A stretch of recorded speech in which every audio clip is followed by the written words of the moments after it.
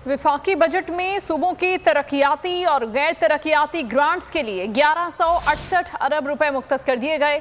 वजीर खजाना ने ऐवान को बताया कि सूबों को NFC के तहत 3412 अरब रुपए फराहम किए जाएंगे। सूबों को कर्ज की मद में 64 अरब रुपए अदा किए जाएंगे। सिंध के 14 से ज्यादा अजला की तरक्की के लिए 444 अरब रुपए मुख्तस किए गए हैं। खैबर पख्तूनख्वा में जम अजला की तरक्की के लिए 54 अरब रुपए रखे गए हैं। नॉन टैक्स रेवेन्यू की 22% तक बढ़ने की तवक्को है। वफाकी टैक्सों में सूबे का हिस्सा गुज़श्ता साल 2704 अरब रुपए से बढ़कर 3,411 अरब रुपए रहेगा।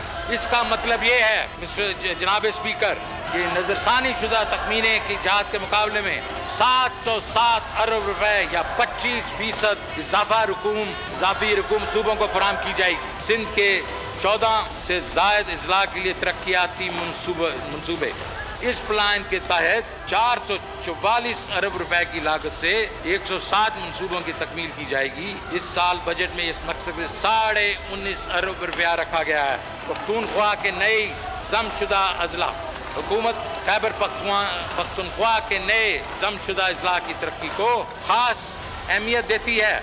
अगले माली साल के बजट में इन अजला की तरक्की के लिए 54 अरब रुपए रखे गए हैं।